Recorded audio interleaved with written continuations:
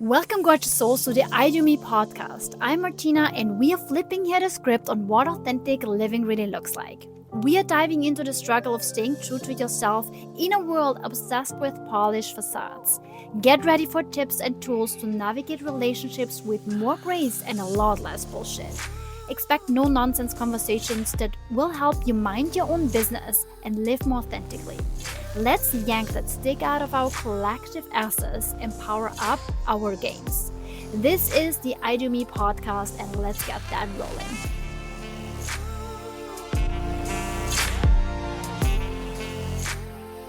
Hi, my love. Welcome back to another episode of the I Do Me podcast, and I'm your host, Martina, and today we're speaking about something that so many of us, especially women in our 30s and 40s, get so caught up in. And it's honestly exhausting. And we're talking today about control. Specifically, the need to control every situation and every person's response that comes across our life in our day, and every outcome. And we're not only trying to control ourselves, we are trying to control everyone else around us. And this episode's gonna hit home for you a lot. So buckle up, grab your favorite drink, and let's get into it. Okay. So we will start with the habit of control and how we got here. So let me start by asking you a question. How many times before you had a conversation have you found yourself rehearsing an entire dialogue in your head before it even happens? You know, like going over every possible scenario, imagining what the other person might say, respond, what the arguments could be, and how you will respond. And doing so was just to make sure that there's no conflict, or that you avoid awkwardness, or that you win kind of the argument, the conversation, or that everyone's happy in the end. And I have been there too. I used to do that all the time, and I did that very unconsciously. I wasn't aware that I was doing it. Somehow I had a hinge, but you know how it goes. And it's not just conversation. It's like we've been taught to control everything. Our emotions, our reactions, our words, and sometimes even just people's responses, which, let's face it, is truly impossible. And if I have to say one thing that all my clients have or had in common, because with a lot of clients I could really help them to loosen the grip on the control button in their lives, was just letting go of how people will respond to you, whether you are authentic, whether you have to say something that's really important to you, or whether you are too much, or whatever it is. And we are just constantly and preemptively smoothing things over, managing not just your own life, but everyone else's too. And here's where it gets interesting and honestly also a bit wild. So the tendency of control. This didn't just magically pop up, right? You guessed so. It's not something that, out of a sudden you hit your 30s and 40s and you started to control your whole environment, every move of your children, every move of your husband, boyfriend, of the work colleague, of your boss, whatever it is. No, this has been deeply rooted in the way we have been conditioned, that you have been conditioned, and especially as women. That's why this whole podcast is really dedicated for women, because we have been educated, conditioned, and rewired differently than our counterparts men.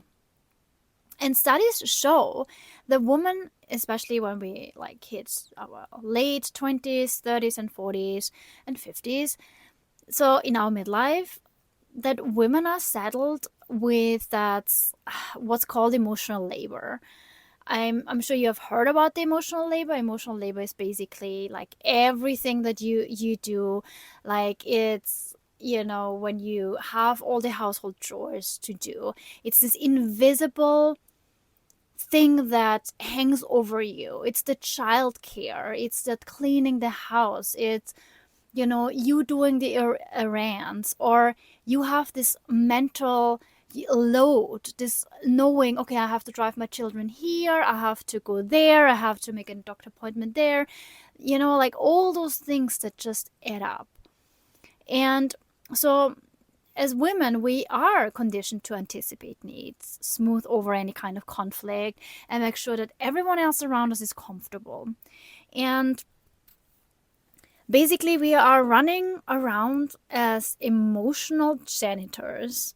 And because of that, we develop this need to control every fucking detail so that you can manage the chaos, keep the peace, and somehow avoid any fallout, any conflicts, any kind of tension between you and somebody else.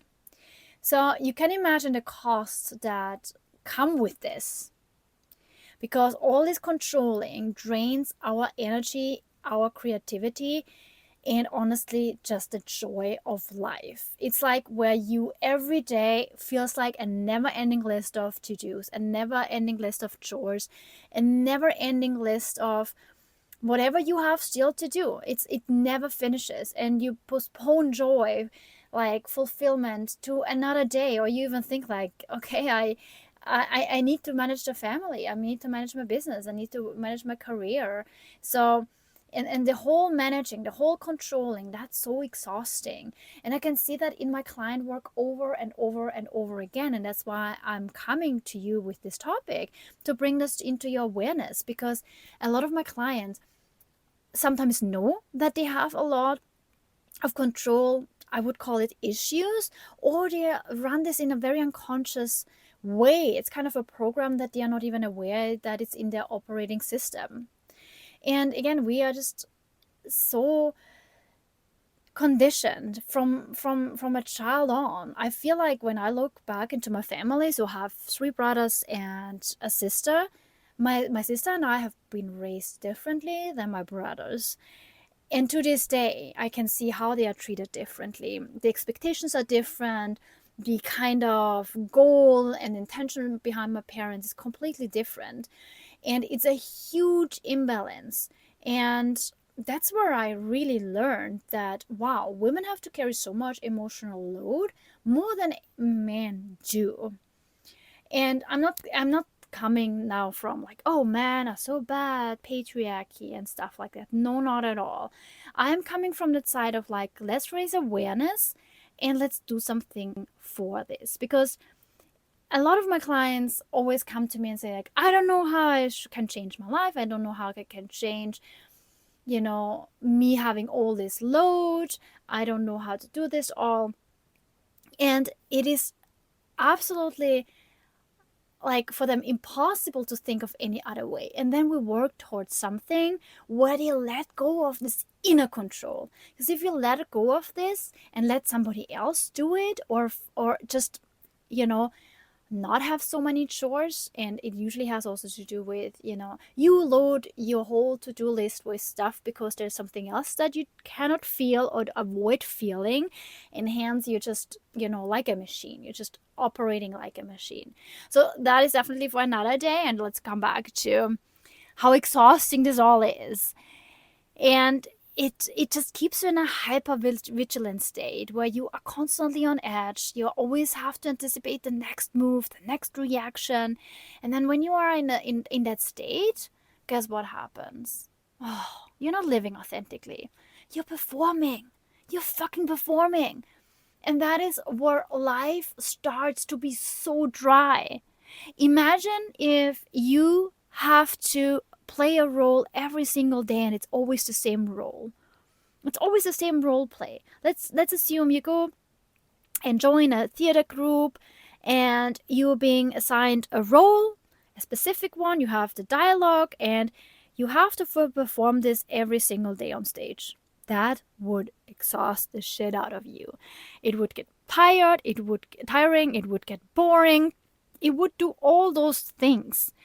And the same happens when you are constantly in this, performing mode instead of living more authentically. And living authentically, there's nothing to say against routines. I have my routines too, and they help me a great deal to save brain energy, and I love them, I thrive on them. But as much as I can, I try to switch up things. I'm trying to for example, meet new people. I'm trying to meet people that I haven't met in a long time. I just met a work colleague for the first time face to face on the weekend. And that was interesting. I haven't met a new work colleague that I've never seen in real life, just online, right? On meetings and stuff in real life. And so it was so much fun. It was such a blast. We spent such a great time together with my husband in LA, which I absolutely adore that city. It's so fun, contrary to what a lot of people say, but I'm an LA fan, sorry. Not sorry. And I try to switch up things. Yesterday, I went for a drink in a most stunning place in Newport Beach, in a resort. We went for a drink. It's my neighbor. I met her literally a month ago. And we cried together. We laughed together. We had really intimate conversations. We really like each other a lot. So I'm trying out new stuff. And I went with her alone without my husband. I haven't been going out without my husband for ages because we do everything together. And yeah, so I try to switch up things and get out of routine. And by meeting other people, I let go of the control as much as I can, and really raise awareness when I try to control or when I pretend to be someone I am entirely not, because this is something, also an episode I want to do so badly on, or something that I noticed in myself, that I had just, like kind of met someone. Sorry, there's a pin coming through. I've just met someone and I realized, wow, did I perform here? Like, I said what I anticipated she wanted to hear, and I was like, oh my god, I'm running wrong here. So I've been pretty much like in that pattern too, but then I realize what happened, and then I go back to that person and say, sorry, I said things that I didn't mean, or I said things that actually were not me. It wasn't very authentic. I was caught in an old pattern, and that's how I redo things, repair things, or redo things, or just say, hey, what I said was actually not quite right. So coming back to the performing. So when you're performing, you're putting on a damn show for the entire world. The version of you that's relaxed, joyful, and carefree is just stuffed somewhere in the box, somewhere in your closet, and and forgotten. So let's talk a little bit about the good old nervous system for a moment. So controlling things actually feeds your nervous system in a way that feels safe. So you control because it makes you feel safe. And I'm not saying getting rid of control entirely, it's anyway not working, but letting go of control where you're getting so rigid, that's exhausting and draining you. So when you try to control situation, it gives you the illusion of safety. So most of the time you have the illusion that you are safe. So when you're worried about something's going wrong, whether it's like you have a conflict with a friend, with your loved one, a tense conversation with a boss or coworker, or even some small, like planning a dinner party or planning your kids' party or planning to travel, your nervous system is like, hey, something is going on, potential danger, we need to handle this. And that's where you start rehearsing, overthinking, or trying to manipulate the outcome. So, and Stephen Porges, someone I truly, truly adore, he did work on the polyvagal theory.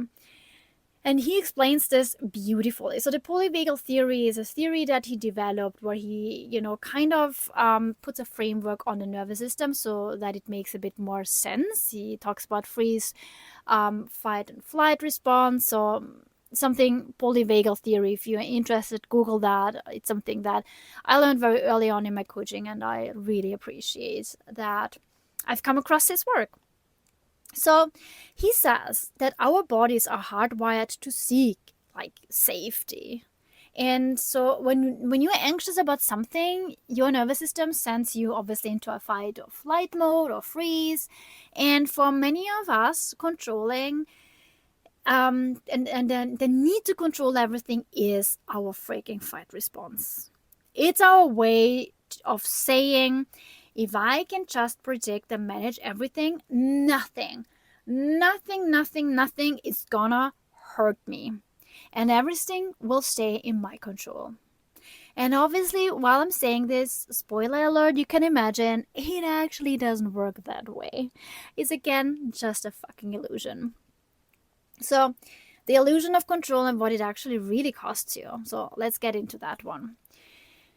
If we can take a step back and get real about what controlling everything actually does. So, the illusion that control makes you feel safe is like if you just plan every move, you can, like, prevent heartbreak, disappointment, hurt, pain, failure. And yeah, but what control really does is build a freaking damn prison around you. So you're putting yourself into a prison basically. So when you're always managing every little thing, you're not living, you are constantly reacting. You're planning, you're playing small, you're planning ahead, you're minimizing who you really are because you're so busy being in this defense mode. Because a fight response is a defensive mode, it's not a regulated nervous system state. And it's fine to be sometimes in a fight mode. But if you get stuck in the fight mode in your nervous system, then that's a problem. So if you're getting stuck in having to control everything, life is actually not happening for you. It's just passing by you. And here's also another thing to consider. Trying to control outcomes doesn't really work. I mean, obviously. And you can't control what other people say or do. You can't control what they will feel or what they will say. I mean, you can see that. I mean, I can control what my husband thinks about me, what he feels about me, and what he will say. Sometimes he loves me, sometimes he is upset with me, and I can't really control it. And if I try to control it, you know what happens? I fucking please him, but not from a point of like, I love you, I like to take care of you, I like to serve you today, or like be really cute, nice, and cook for him and really spoil him. It comes from this placating, it comes from this fear of what will he feel, what will he think. And if I try to control him, I'm fucking pleasing him, and that's a disgusting thing for me. If I get into this ever, I always catch myself. I'm like, oh, I'm trying to control his moods and his thought process, and it's just not working. And I have also a little bit of research tidbit here that's interesting for you. So psychologists found that the more you control, the more anxiety you feel. So my anxiety clients usually have a control issue. That is what I found out by working with so many women. And there's a direct link between high levels of control and high anxiety and stress. Obviously, also cortisol, right? Or the stress of hormone. No, the stress of hormone. The hormone that, pushes your stress. So it's this cycle you control. Yeah, it's this kind of cycle you control to feel safe, but the more you try to control, the more anxious you become when things inevitably don't go your way. And yeah, it often doesn't go the way we planned or we anticipated. And life's messy, and that's just what it is. You can't Life is unpredictable. We don't know what the next moment holds for us. And again, the more you try to control, the more anxiety you usually have. So yeah, so how do you stop that madness? You might have had that question since the beginning I started to talk about control. I'm also interested to hear whether you have already detected that you have kind of an issue with control and trying to. And that doesn't mean that if you are someone who likes to plan things, that you have a control issue. It's just when you, for example, try to control other people's emotions, thought process, or try to avoid making them feel upset, or don't want them to be upset about you, that's then when it gets, when you start to control so many things about other people and be very rigid in your daily routines with no flexibility, and also where you just feel that joy is sucked out of your life. because not everything you do is a control issue, or like problem that you face is traces back to a control issue. But I know that well, most of the women I've ever worked with, one way or the other, we will stumble on a control kind of defense mode. So how can we stop that madness? So let's get practical. First, recognize obviously that you're doing it. So when you catch yourself rehearsing a conversation or obsessing over an outcome, just pause. Ask yourself, what am I trying to protect myself from here? Is it a potential rejection? Is it maybe the conflict that is unspoken but I have to address it, so we just address the elephant in the room? Is it disappointment? It's a huge one, by the way. Disappointment is, we try to do so many things not to be disappointed. It's crazy. So whatever it is, you have to name it. You have to create awareness around it. And then challenge yourself to step back and let go just a little bit. I always tell my husband, my clients, 1%, 5%, how much can you just let go? Because people, you can never let go entirely, not just in the beginning. But can you let go of a percentage of your daily harsh, rigid routine? Or maybe it's 5%, and then add on, like, see how it goes. So, for example, instead of rehearsing a conversation 10 times in your head before you have it, let's say if you're with your boss because you want to have a different job, or you want to have a promotion, you want to have more money, or you want to address an issue that you feel like you and your friend have, you feel like there's something that the both of you haven't discussed, there is something, just try not to rehearse it. Just trust yourself to handle, and I say just, it's already a big thing, so just trust yourself to handle whatever happens in that very moment. It is never going to be that bad as you make it up in your head before. The big monsters that you project into that conversation or into a moment is never that monster that you have made up before. You've been handling so much tough stuff in your life. You have done so many things that you thought you couldn't handle, and you handled it. So why wouldn't you be able to do it now? Right? And here's a practice I love from Brené Brown's work on vulnerability. Trust fall into imperfection. So start just embracing the idea that you can't control everything, and that's okay.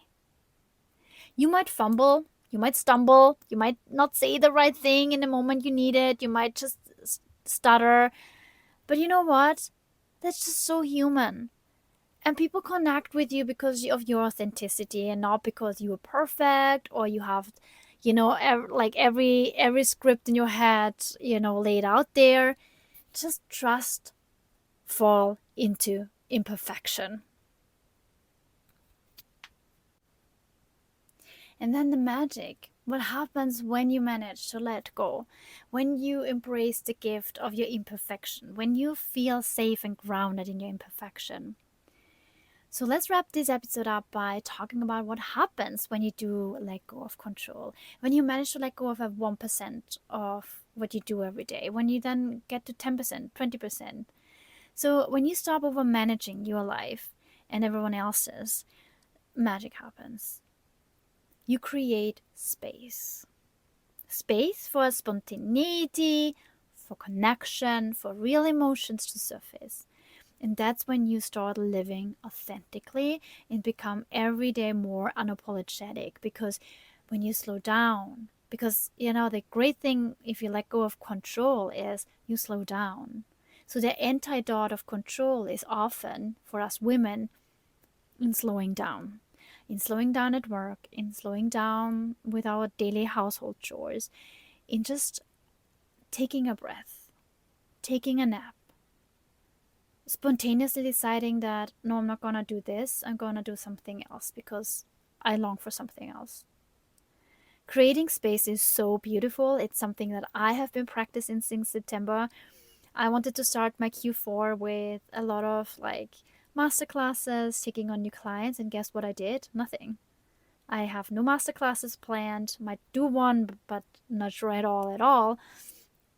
I'm not taking on new clients. I had 3 people finishing work with me in August, so I had actually 3 spots open, and I let go of this. Oh, I need to fill these 3 spots, and my body just needed some rest. I wanted to let go of all this hustle. I just needed to focus on. I mean, I'm a corporate job that's super busy right now, I have to say, but I can't manage a business as well, like scaling a business. So I'm letting go of the control of growing my business, handling the clients, the beautiful clients I have, and leading my corporate job and my team there. And that is enough. And yeah, when you stop controlling, you show up obviously as who you really are. It's a slow process. It doesn't happen from one day to the other, but it will start. But you have to start by looking at where are you constantly trying to overmanage everything. And people will respond to that. They connect with this. They connect with your real self. They don't want some perfectly polished and always in control version of you. They want you, the messy, imperfect, beautiful version of you that doesn't have all the answers, but is just brave enough to show up anyway. And I kid you not, this weekend, as I said before, I met a work colleague of mine. It was me, my husband, and my work colleague. And my husband dished out quite a few things, like silliness that happened. Uh, what was that? Yeah, for example, once I put aspirin underneath the sink and stuff, like aspirin pills. We never used it, so I put it out there because, like, I just don't want to have like pills or medicine in my surroundings. I put it underneath the sink, and my husband is a doctor, so when he saw that I had put aspirin pills underneath the thing, which sink, I would think sink, where I didn't think that that might be a bad idea, he got completely freaked out. So I do silly stuff at times, and that's just me because I'm like, yeah, I'm just sometimes like a little like, fuck it, I don't think everything through. And so my husband told my work colleague so many things, so about so many silly things I was doing, and we had a blast. I could not hold my belly because it was hurting so much because I laughed so heartily. I was so crazy. I was so much fun. And at the same time, I was like, wow, my work colleague get to hear stories that I'm like, ooh, like, those stories where when someone tells about you where it's like hilarious, but at the same time, like, oh my God, that person can think that I'm a complete stupid person, or that I am not intelligent, or that I'm reckless, or whatever. But I was in a moment, I don't care what my work colleagues thinks about me, because I know myself. I know that, yes, my strong suit is not taking care of aspirin pills. My strong suit is not, like storing them properly, it seems, because I hate everything that has to do with aspirin. I mean, if I'm really in pain, I take it, but fortunately we are in good health, so we don't need much of this shit. And of course, I'm not an advisor of how to store medicine properly. So for me, you can find maybe medicine underneath the sink. And my work colleague was like, oh my God, when I come to visit you guys, I want to look into all the drawers and I'm curious to find whatever I find there. So we had a blast. And I really let go of what he thinks. I wasn't clarifying with him, oh, yeah, that was just one time a silly thing, and trying to deflect or just justify why I did it. He was asking, like, why he was laughing in tears why I did it, because my husband told it in such a funny way. And there were other funny, stupid things. And, and we laughed about my my reason, my logic that I had why I did things that way. I'm not doing it today anymore, obviously. I did it a year, 2, 3 years ago. Like, there's old stories that were not that reason, but also not that old. And of course, I'm laughing and I'm explaining what was my back then reason, and we are laughing our asses off. It's so funny. And I'm not trying to come across like cool or like defending myself or shutting my husband off by saying that's not true or don't tell that story. I found it's the best thing to just let it all go and just laugh and be the center of laughter, of humor, and lightening up the conversation. And it was the best time I've ever had. So, and final thought here now after this personal share. Here's your challenge. Stop holding it all together. Stop controlling every damn thing.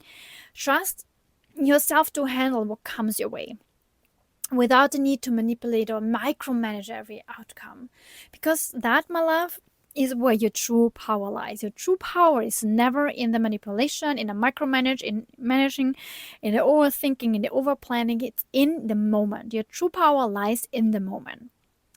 Alrighty, so that's all for today's episode of iDoMe podcast. If this resonated with you, hit me up on Instagram, drop me a DM, or let's chat about this episode.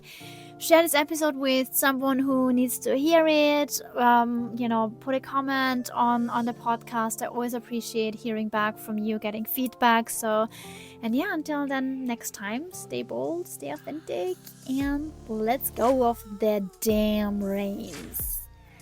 Bye, my love.